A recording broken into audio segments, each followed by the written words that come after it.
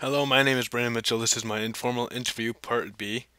For the assignment, the person I'm going to be talking about is Dave Lawrence from Great Lakes Radio. I did the interview on Thursday, October 31st on Skype. That was the easiest way because of location, things like that, and I figured I'd be okay. It'd be like face to face without being face to face. The three people I interviewed were Dave Danis. He is the voice of Wildcat Hockey for Northern Michigan University, and also is part of the radio station at 100.3 The Point. Uh, he's he's basically in charge of the sports side of all the things there, and that is the area of media I wanted to go into. So I decided that he'd be a good person to talk to, and I learned a lot talking to him.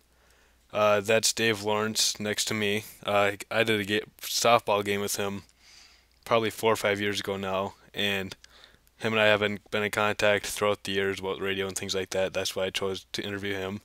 And he's, like I said, he's part of Great Lakes Radio. And that's my boss, Amanda Ingram, at the Munising News. I interviewed her too because I don't know if I want to go into radio or paper, so I figured to interview her too. So I did. I talked to her too. But I decided to stick with Dave Lawrence just because out of the three, he's the one that's given me the most information out throughout the years.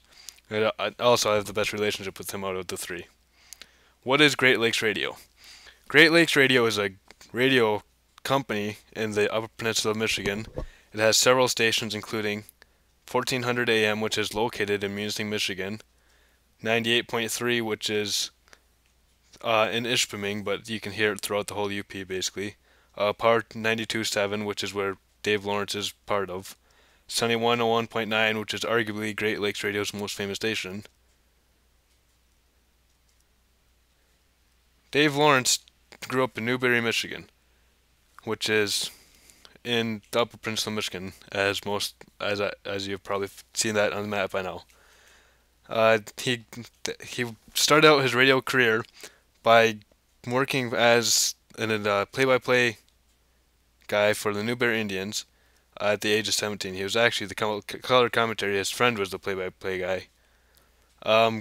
Growing up, he wanted to go into politics, and he was very active in the politics. His father was asked to run for office once in a while, but I don't believe he ever did.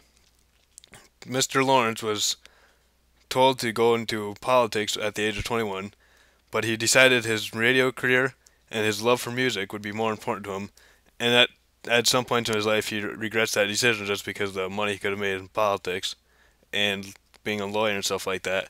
But overall, I think he is pleased with the decision he has made. Currently, Mr. Lawrence is living in Manistique, Michigan, and as I said before, he works for Power 92.7. He also does a lot of sports games for the Manistique Emeralds, which is where I was helping him out in that picture in the last slide. And also, he is very active in the paranormal activity world. He has his own detective agency, but we're not going to be talking about that throughout this interview with him. All we talked about was his connections with the radio. So the first thing I asked Mr. Lawrence was, how does social media affect the radio? And he told me that he just started getting on Facebook in the last year or so. He was a little skeptic about Facebook just because of all the time people waste on Facebook, but after a while he decided to try it out. After trying it out, he has now over 1,000 friends, I believe he told me, and he uses Facebook to advertise his shows and stuff like that. For example, he told me he put on Facebook that he'd be broadcasting a softball game, and he posted the website that the game would be on, and one of his friends from Wyoming tuned into the game and enjoyed the game.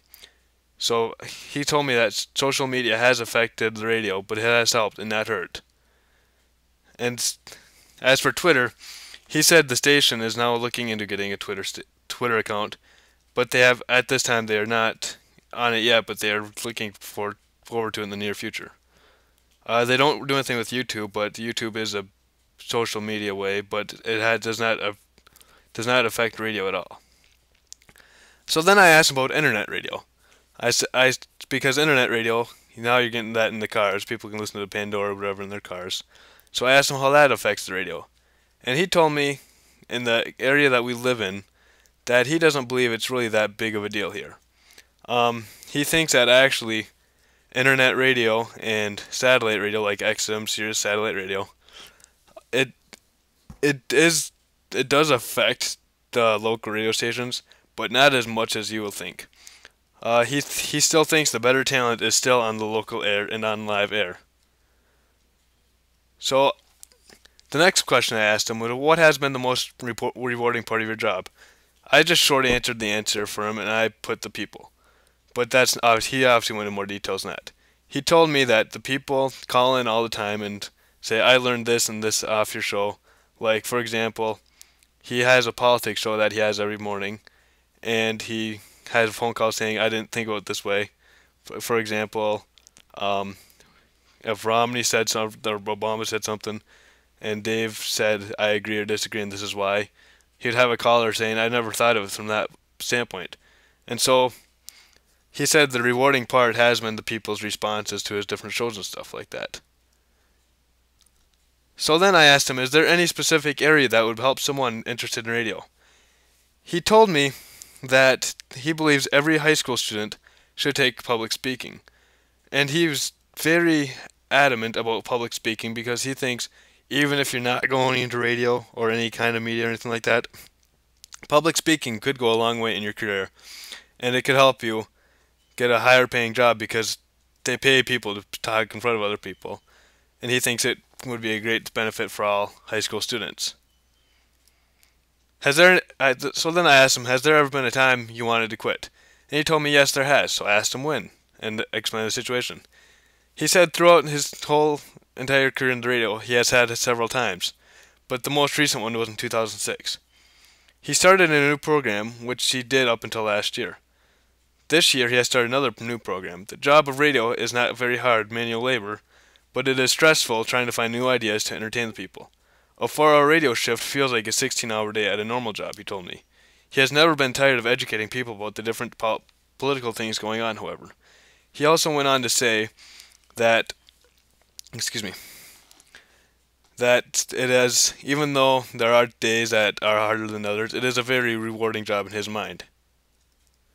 So then I asked him, who has inspired you the most in the radio field? He told me Rush Limbaugh has, Sean Hannity, and Paul Harvey. He told me even though these guys are big national names, they still record their shows live. And he thinks that's pretty cool because he records his show live and he likes to listen to these guys and stuff like that. And this is part of the way that he said the better talent still airs live. These three are examples of that. And like I just said, live air makes him more famous in Lawrence's mind. So then I asked him, what advice would you give to someone interested in the field? Now, I've asked him this before and stuff like that in different conversations we've had in the past, but I asked him again for the assignment's sake, and he told me, lay yourself out, make the call. Be willing to work for free. He worked for free for years, covered games in high school. He then told me that game that we did with the Manistee Emeralds, I was on the right path because I have already worked for free in this field to gain experience. I think he might have bought me a pop or a soda or a hamburger or something small like that, but in all reality, he only gave me a couple of dollars for 5 hours of work. So I've done the working for free part, but I still have a long ways to go before I am ready for any real jobs or being the best in the field. He also said you either got it or you don't, and those who know the talent can spot it on the first day. And with that, he added on to me that he thinks I have what it takes to make it into this field. The biggest thing he said is that I have the desire to do it, and I have the desire to do it, and I will work hard to make it. And he thinks those are big keys in getting into the radio field. What did I learn about management from this assignment?